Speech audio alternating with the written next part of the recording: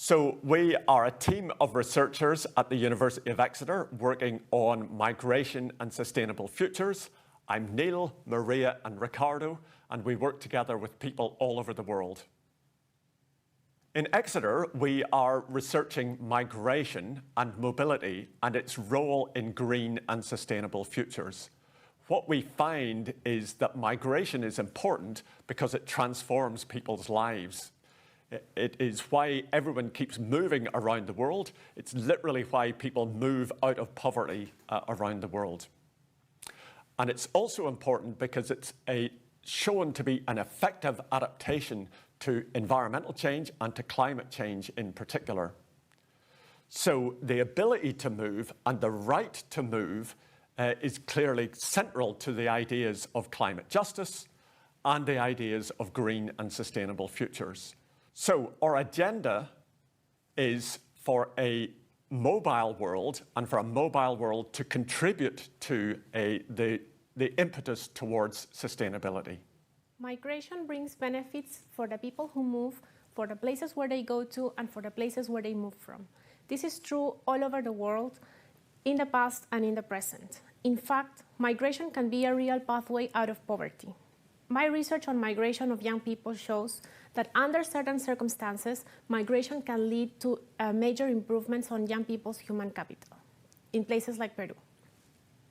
But of course, moving away from your family, your friends, your surroundings can be very stressful.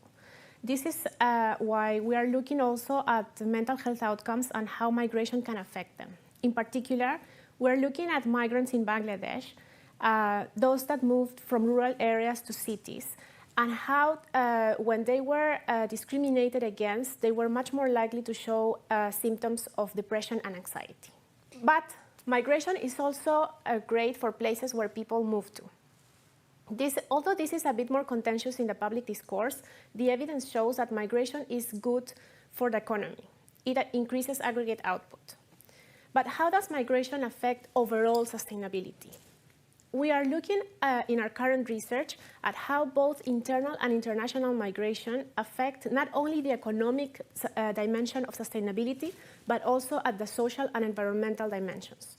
We're doing this from three angles. The first one, we are comparing whether the environmental footprint of increasing populations in some places relate to decreasing populations in others.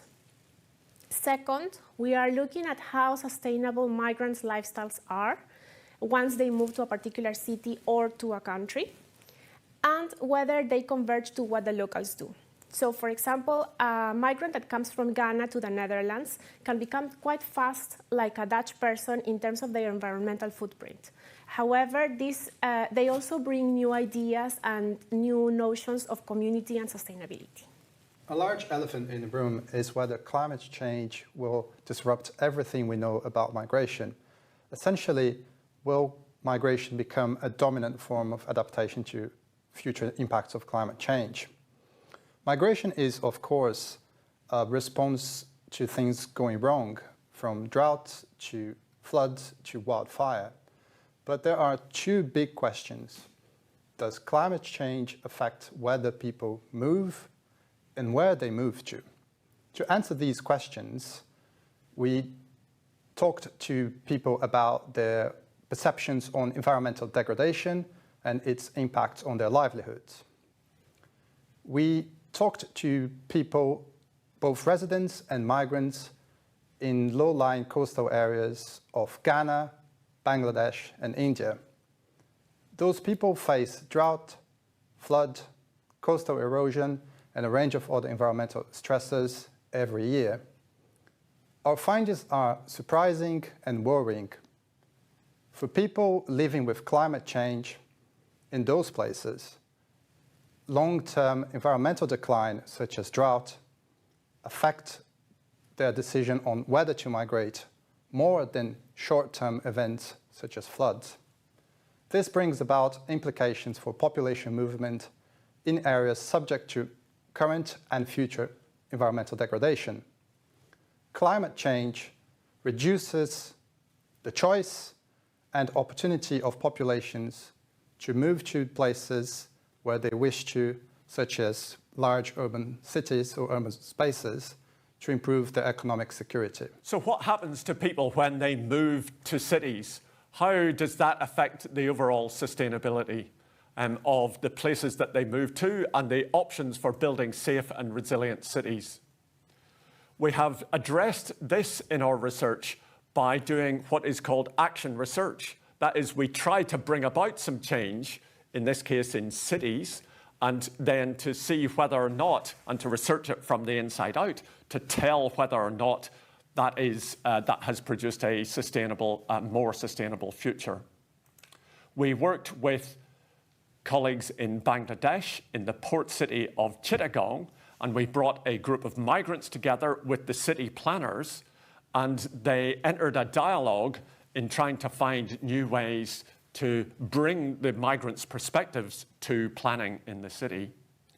And what they found was that they had lots in common in terms of the sources of solutions, the sources of problems, the flood risk that the migrants faced, the risk of discrimination within cities, their access to jobs and to labour, and they've managed to find solutions between them, so much so that these bringing migrants and planners together is now part of the process and the dialogue to revise the master plan for the city.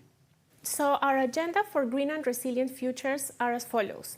First of all, plan for change. We are living in an increasingly mobile world, and green plans should account for this. Our research shows, in fact, that reducing barriers to mobility can actually represent a major step towards a green and resilient future. Second, be inclusive. When people feel that they are part of their new homes and that they integrate into them, chances of building a more sustainable world for everyone increase. These two elements represent the major benefits of holistic science. So not only, for example, developing new products or new technologies, but also looking into how and where people choose to live, as well as their aspirations and dreams.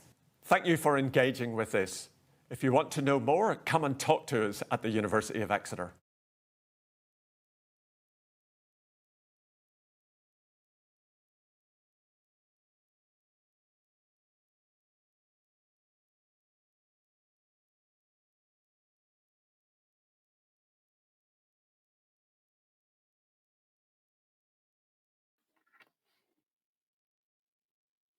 Welcome back, and thank you to Neil, Maria and Ricardo for your presentation. All of the conference presentations have been recorded and will be made available on the Green Futures website. We now move to our next plenary session presented by Professor Michelle Ryan on the topic of the glass cliff.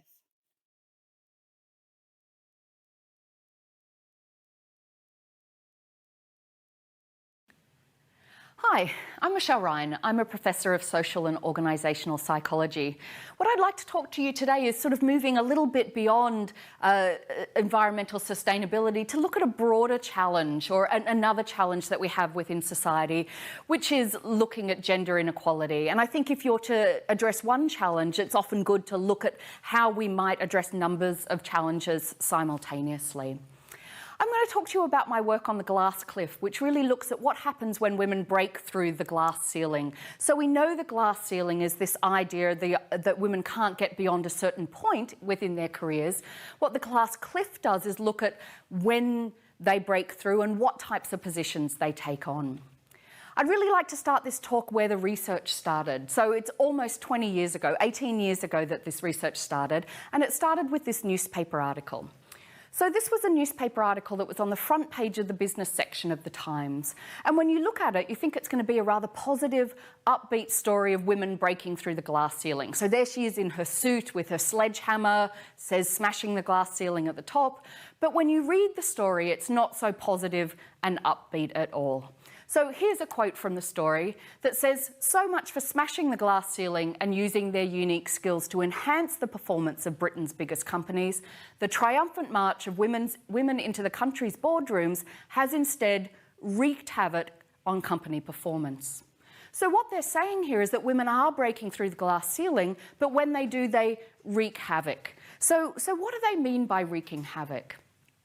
The article looks at FTSE 100 companies. So these are the top 100 companies on the London Stock Exchange. And what they did was they took those 100 companies and they looked at them through the lens of this report that the Cranfield School of Management brings out every year. They rank every single company relative to the proportion of women on their boards of directors. So the ones at the top have the most women on the board, and the ones at the bottom have either very few or no women on the boards of directors. And what this journalist found is that for those at the top of the list, so those with the most women on their boards of directors, 6 of those 10 were underperforming. So that means their average annual share price was less than to be expected. But for the bottom 5 companies, and these were companies with no women on their boards, they were all overperforming. So that means that their average annual share price was better than to be expected. So what was the conclusion then? Corporate Britain would be better off without women on board. Now, that's a really strong statement. It wasn't in one of the tabloids. It was on the front page of the business section of the Times, basically saying we shouldn't have women on our boards of directors. Now, the great thing about being a social scientist and about being an academic is instead of just yelling at the newspaper or yelling at Twitter, or, you know, I definitely do that as well, but you can also take these very, very bold claims and turn them into programs of research. So one of the things we really wanted to understand is this claim accurate? Is it the case that women are wreaking havoc? And is it the case that that companies would be better off without women on boards of directors? So the first thing we did was actually have a look at the data in much more detail. So instead of just looking at the top 10 companies and the bottom 5 companies, we looked at all 100 companies, and we looked at the women on board, and we looked at the average performance. And if you look at a basic correlation, what we do find is that there is a negative correlation, which means more women, worse company performance. But the number one thing that we teach our students in Statistics 101, in any undergraduate psychology course, is that correlation is not causation. Just because you have 2 things related to each other doesn't necessarily mean that one causes the other. But that's certainly what the newspaper article was saying. It was saying that having women on board caused companies to do badly. So our first thought when we found this basic correlation is maybe there could be a reversal going on. So rather than women causing poor company performance, maybe it could be the case that poor company performance caused women to be appointed to boards of directors. Perhaps women only get given these senior positions when companies are actually doing badly. So we dug deeper into the data and looked at it in a much more nuanced way to see whether we could find any evidence for this reverse causality. So if we have a look at I guess our final graph here, we can see what we found in this detailed archival analysis. So the first thing that we did was we looked at relative company performance. We looked how share price changed from month to month. So instead of just looking at an average annual share price, which doesn't really tell us much about change, we looked at how it fluctuated over time. The other thing that we looked at was when women were appointed. So instead of just looking at the number of women on a board of directors, we looked at when women were appointed. And in that year, in 2003, there were approximately, I think, 17 women appointed. And then we got a matched sample of 17 men that were appointed to similar companies in similar times, matched on as many dimensions as we can. And then what we did was we looked at share price performance before the appointment and after the appointment. Anything above that line is an increase in share price performance. Anything below the line is a decrease in share price performance. So I'm going to show you men first. When you look at the performance of companies that appointed men to their boards of directors, what we found is, I guess, a really fluctuating line. So in the months prior to their appointment, so the appointment's that big sort of vertical line, in the months before that appointment, we saw that share price increased by 2%, and then it dropped by about 4%, it dropped again, it increased, it dropped, and then after the appointment, it tended to go up. So no real discernible pattern. It fluctuates as share prices do, but after their appointment, there tended to be a rise in share price. Now, when we compare this to when women were appointed to boards of directors, we find quite a different pattern. Now, what happened afterwards was the same. So when men were appointed, it went up. When women were appointed, it also went up. But what was much more, I guess, interesting to us was what was really happening beforehand. So what we found is this really consistent pattern of poor company performance. A drop of 4%, a drop of 6%, another 4%, another 5%, and then women were appointed. So what we have here then is this really consistent pattern of poor company performance, not after women were appointed, but before. So much more evidence for this reverse causality than evidence for what the newspaper was saying. So then, extending the metaphor of the glass ceiling, we have this idea of the glass cliff.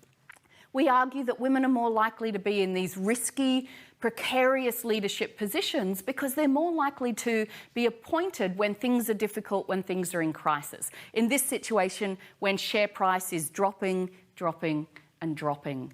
So we argue then that these leadership positions are relatively risky and relatively precarious. But of course, what we have here is just one set of data from 1 year of FTSE 100 companies. And what we wanted to do is see whether we could find more evidence and get a much better understanding of what was happening with the glass cliff and why it was happening. So in our next step, we wanted to do experimental research. We wanted to see whether there was any evidence that women were preferentially selected for these challenging, precarious leadership positions. We've run at least 20 studies on this now, and I'm just going to talk you through a sort of basic thing that we do and some overall findings. So what we tend to do is give a scenario where participants are asked to choose a leadership candidate when things are either going really well or things are going really badly. We have some sort of graph that's going up or some sort of graph that's going down. And then they need to choose a leader for this position. Now, they have to choose between multiple candidates, but what's really key here is that we have two key focal candidates that are matched on all dimensions. They have similar work experience, similar backgrounds. We've got photos of them and they're similarly attractive. You can see here candidate 1 and candidate 3 are there. They're good looking, they wear glasses, clearly leadership material. But the only thing that differs between them is that one is a man and one is a woman. So we want to see who they prefer. Who do they prefer when things are going well, and who do they prefer when things are going badly? So what we find is very, very clear-cut. When everything is going well, when some sort of graph is going up, and I'll give you a bit more information on that in a moment, when everything is going well, there's a slight preference for him. Now remember, he and her have almost exactly the same qualifications, they're matched on all dimensions, but he's preferred a little bit over her, although it's not drastic. What is more drastic though, is what happens when things are declining, when things are going down. Now then, they almost exclusively choose her. So when everything's going well, they're about equal. When everything's going badly, people prefer her much more than him. Now, we've shown this in all sorts of different circumstances and areas. A female candidate is much more likely to be seen as suitable, seen to be appointable, when the position is risky and precarious. We asked lawyers to choose a lead lawyer for a risky and precarious case, and they chose her. We asked business leaders in the community to choose a financial director for a poorly performing company, and they chose her. We had some high school students come to visit us at the university, and we thought we could do a glass cliff study on them. So we described a music festival that was either increasing in popularity or decreasing in popularity. And when they were decreasing in popularity, they chose her. And then we asked the average voter on the street to choose a candidate for an unwinnable by-election, and they chose her. So really different ideas of leadership, really different samples, really different scenarios, but really consistent patterns of results. So then we've got the archival study, we've got these experimental studies, and there's also anecdotal examples as well of the glass cliff. This is Mary Barra, who was the first woman to be appointed as the CEO of an automotive company in the US, which was General Motors. She was appointed 2 weeks before there was a massive recall of millions of cars, of which she knew nothing.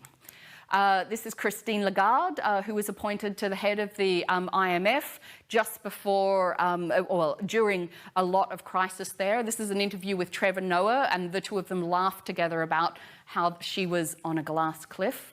And I think for us here in the UK, perhaps one of the most recent and salient examples is, of course, Theresa May coming in as Prime Minister following Brexit, dealing with crises and in some ways the mess that was there for her to fix. So we've got these anecdotal examples, we've got our experimental work, we've got our archival work. Hopefully the question that's sort of going on in the back of your head is why? What's happening here? What is the underlying sort of psychological process around this? And I'd like to show you, we've got lots of studies that look at this, I'd like to show you just one final study that looks at some of these explanations. So this is Eleanor Roosevelt. She has a quote where she says, "Women are like tea bags. You don't know how strong they are until you put them in hot water." And I think this quote, which she's really talking about how women are strong and great with dealing with crisis, helps us trying to explain what's going on. Is it the case that there are stereotypes that women are just good at dealing with crisis? So we ran an experiment to have a look at this to see whether we could find evidence. And what we did is we asked participants to look at 92 different traits. So these are sorts of traits and abilities that you could use to describe people: being understanding, being ambitious, being strong, being kind. And we asked them to say, which ones of these traits are stereotypical of women? What are women likely to be like? What are men likely to be like? And then we also said, if you had a leader that needed to lead in a time of crisis, when everything was going badly, how useful, how ideal would it be for that leader to have this particular trait? And then what we can do is say, what sort of traits are favoured when things are going well? And particularly here, what sort of traits are favoured when things are going badly? So what we find is that when everything is going well, people tend to prefer their leaders to have stereotypically masculine traits. They want them to be strong and forthright and ambitious. But women and female traits, less so. But what we find is a complete reversal when things are going badly. So when things are going badly, people want leaders who have stereotypically feminine traits: being understanding, being good with people, being compassionate. Now, I'm not saying all men or all women are like this or have these traits, but these are the traits that we prefer, and we tend to associate them more with men or with women. So then what we have here is an association that we call the Think Crisis, Think Female association. When things are going bad, we want stereotypically feminine traits, and that might help us explain why we're more likely to have women.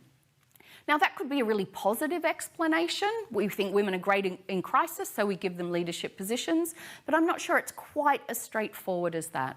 So we did a second study where we really looked at perhaps the idea that women might be being set up for failure.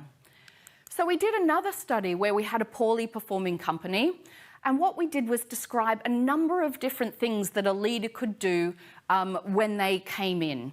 We said that the leader could either sort of sit in the background and endure the poor company performance. They could take responsibility for the failure and be a kind of scapegoat. They could manage personnel and people issues through the crisis. They could be a spokesperson, or they could really take control and improve company performance. So these are 6 different things that a leader could do.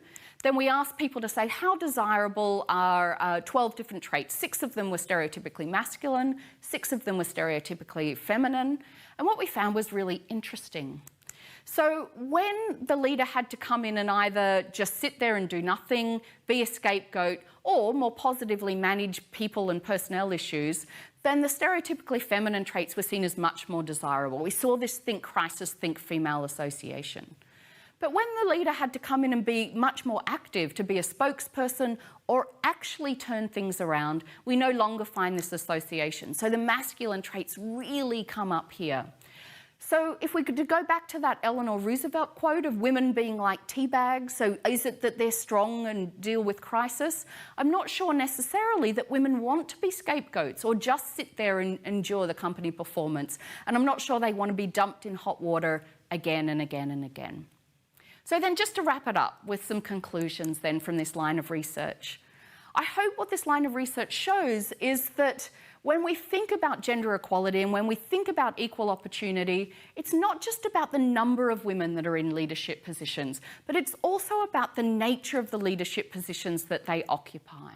So it's not just a problem of quantity, we don't have enough women, it's also a problem of quality, that we don't have enough good positions for women to show their leadership.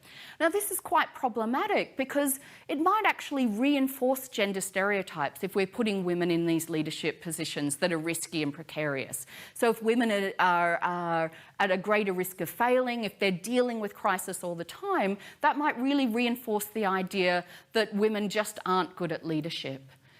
So what it might do is actually stymie any progress that we have, even though we have women going into leadership positions.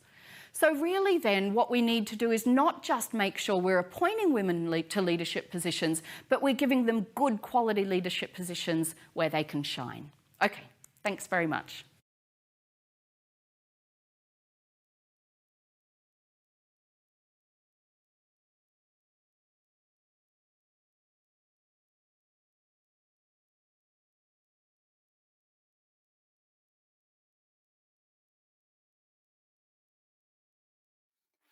Thank you, Michelle.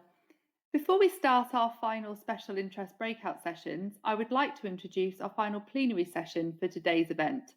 This has been presented by Professor Laura Fleming. Laura is joining us today to present on the topic of oceans and human health.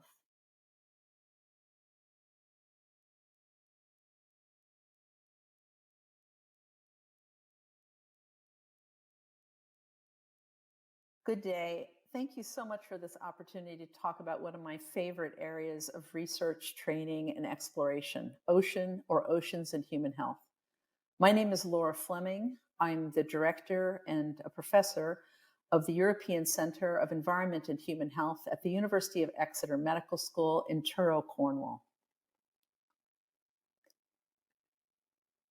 So I'll talk briefly about the context of oceans and human health, the risks, and particularly the benefits and opportunities both to our health and that of the ocean. Some other projects in this area and some possible next steps and actions.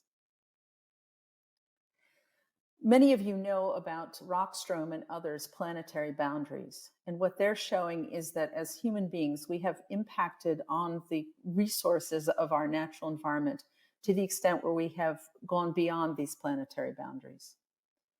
And I also like Kate Raworth's donut, which she has situated human planetary boundaries within those of the Rockstrom planetary boundaries, showing that we are also going over those boundaries as well, particularly in areas such as social equity. There's also the frameworks of planetary health, One Health, ecological, public health, and others, which ocean and human health fits in. And particularly the Sustainable Development Goals, which I am very enthusiastic about, because in order to deliver the Sustainable Development Goals, or SDGs, we must deliver both the health of the environment as well as human health. And when I very simply think about ocean and human health, using this diagram, it is that our health is inextricably linked with a healthy ocean. So there's the interdependence and interconnections between our health and that of the ocean. There's the fact that this is very complex science and challenges and contexts which require inter and transdisciplinary, transinstitutional, and transsector approaches and collaborations. I would again emphasize, as you'll see, the benefits and opportunities to both us and the ocean, as well as the risks. And I would argue with COVID and the UN Ocean and Ecosystem Restoration Decades that the time is now to move forward in this area. So when a lot of people think about ocean and human health, particularly how the ocean impacts on human health, there's a focus on the risks. The major one is obviously climate change with its extreme weather, sea level rise, flooding, and in the future, ocean acidification. But there's also increasing occurrences of harmful algal blooms, which produce very powerful toxins, which get into this seafood and affect human and other animal health. The fact that many fisheries are being destroyed globally, both in marine and freshwater areas around the world. And microbial pollution, which is basically sewage due to runoff from the land, but also directly dumping into the ocean in coastal areas, and associated with that antimicrobial resistance, or AMR, and then plastics and chemical pollution. And I would call people's attention to the Monaco report in December 2020, which looked at ocean chemical pollution in great detail. I've had the privilege of working with people at the European Center for Environment and Human Health for the past decade, but also colleagues around the world and communities around the world to emphasize not only the risks, but also the benefits of our interactions with healthy oceans. So seafood and aquaculture provide protein and essential nutrients that can prevent chronic illnesses. There's a huge amount of work that's been done on modeling and forecasting around the ocean, including the ability to prevent destruction and loss of life through things like hurricane warnings. There's also the potential for marine biodiversity of developing marine natural products such as chemotherapy agents and possibly alternatives to plastics. And of course, marine renewable energy holds out the hope that we can wean ourselves from fossil fuel in the long run. And finally, there's the area of how our health can benefit, our physical and mental health, from interactions with the natural marine environment. And this is an area which I want to just provide a short taster of some of the research we've been doing. One of my favorite studies is a study we did about 10 years ago where we asked people to choose a hotel view from the same hotel room. So you have a green view, a blue view, and a cityscape view. And almost universally, people pick the blue view, even in landlocked countries such as Uzbekistan. And interestingly enough, they're also willing to pay more for this view.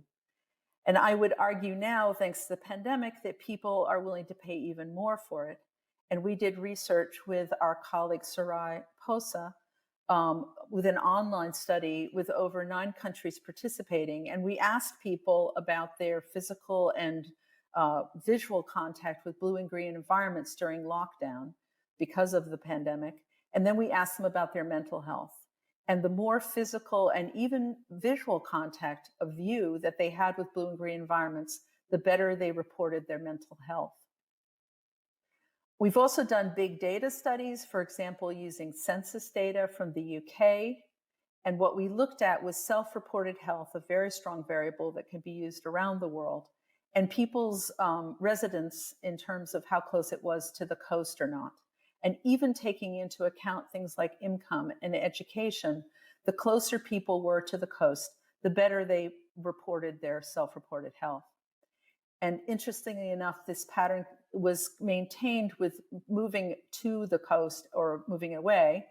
And from a public health point of view, it was interesting that the effects were strongest in some of our poor populations. So this opens the opportunity for to increase the access to beautiful blue and green environments, to increase self-reported health for all the population. We also were interested in people who were not able to get access to blue and green environments easily. Previously, for example, people who are in long-term care facilities, but obviously more recently with the pandemic, many of us. And we experimented using virtual reality. And this was a project led by Plymouth University, where they took people in going to dental offices and randomized them to 3 different types of care: standard dental care, a virtual reality city, and a virtual reality Rimbley, which is a very beautiful blue environment in Devon. And what we did is we asked them about their pain immediately after they went through the dental procedure, and then over a week later. And those who experienced the blue environment were much less likely to recall pain. And even more important from a public health point of view, they were more likely to be willing to sign up for more dental care in the future. And this was even with real-world situations such as extractions of teeth. We also, and now I'm going to talk about a couple of other studies, have in the Blue Health Study funded by European Horizon 2020 funding, it was a large study across Europe looking at blue spaces, health, well-being, and environmental influences such as climate change. And we produced a huge amount of evidence, which is just starting to be published, around the fact that we can support that interacting with blue environments, particularly high quality ones, are good for our health and well-being. But we also produced a series of tools that can be used by urban planners and communities to evaluate interventions in blue environments. And we also have made a number of policy recommendations. Another study, which I think is very important and is ongoing, is the Blue Communities Project funded by the Global Challenge Research Fund. It's led by Plymouth University, and it takes place in 4 Southeast Asian countries. And it works with people who live in and around marine protected areas and UNESCO biospheres around their participation in marine spatial planning to improve their health and well-being and food security. The last project that I'll talk about is something called the Seas, Oceans, and Public Health in Europe, or SOPHI project, also funded by Horizon Europe. And what we were charged with was to create a strategic research agenda in the area of oceans and human health. And to do that, we listened to many voices.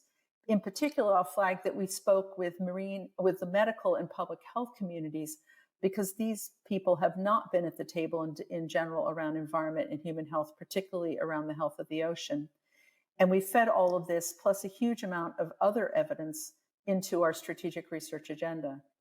And just to give you an example of some of the evidence that we have collected, we did a scoping review of the world's literature to look at where marine exposures had been aligned in studies with health outcomes, specific human health outcomes. And the interesting part here is, at least as of last year, 2020, plastic pollution, even though it has reached a very high level of concern by many people around the world, there were almost no studies that showed a direct connection with human health. Having said that, it's clearly important to do something about plastic pollution, if only for its current effects on the natural environment.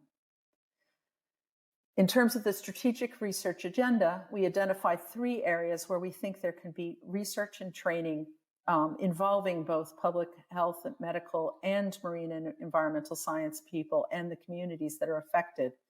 So the first area we identified was marine biodiversity, biotechnology, and medicine. We also identified sustainable seafood and healthy people, and finally, blue spaces, tourism, and well-being. And the strategic research agenda was created by 20 interdisciplinary international experts asked to address the relative short term, and it included such cross-sectional areas as sustainability, working with local communities, and these sustainable development goals.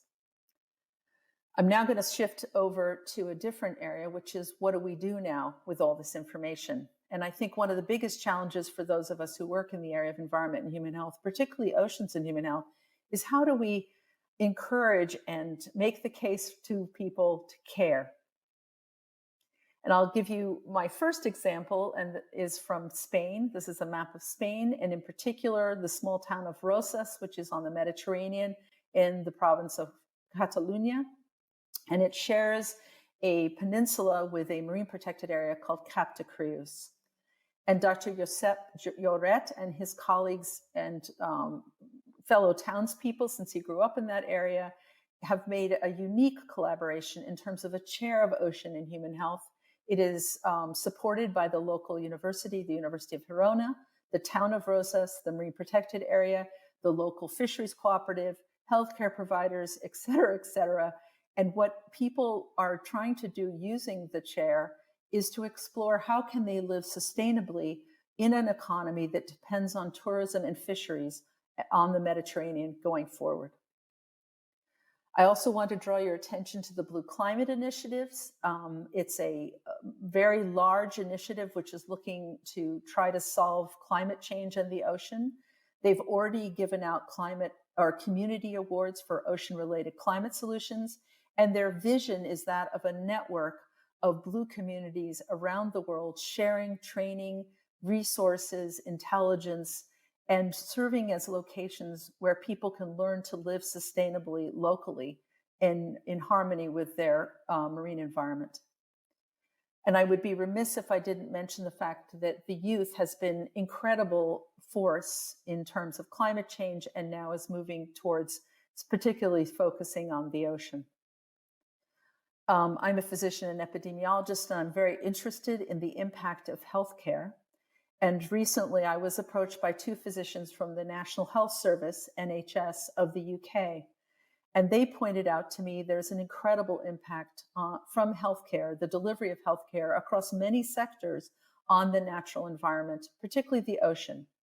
And the reason for that is, which I had not known previously, is that much of the materials that are used, the equipment, the medicine, the chemicals, and also taking away the waste from National Health Service in the UK and around the world is from using container ships. And this is a big carbon impact, but also a very large environmental impact. And at the same time, the UK National Health Service, NHS, and many other national health services are also promoting the idea of social prescribing. This involves communities and individuals working with their local healthcare providers to interact with the natural environment, blue and green, in a sustainable fashion to improve their own health and well-being, and also prevent diseases such as obesity, diabetes, etc. And so as a result, they have formed a new venture called NHS, or National Health Service Ocean. And I hope that many of you who are listening to this talk will come and join us in this effort, because it is not peculiar to the UK. It crosses all countries. The last area that I'll focus on is the UN Ocean Decade. And as part of the decade, they are calling for actions. And my own personal dream is to have an ocean and human health action, which will focus on working with communities in and around the marine protected areas around the world, which are growing as part of the UN Decade, to learn to live more sustainably with our coastal and other marine areas. This is a word cloud from an IOC webinar that we did on ocean and human health. And we asked people after the webinar to give us one word about what ocean and human health means to you. And it always gives me hope that the center word is life, not only our life, but the life of the ocean and the planet. I just want to thank many colleagues for their work at the European Center for Environment and Human Health, and many colleagues around the world for their work in ocean and human health. And I look forward to many collaborations in the future. Please contact me if you have any questions or, about this talk or wish to collaborate. Thank you very much.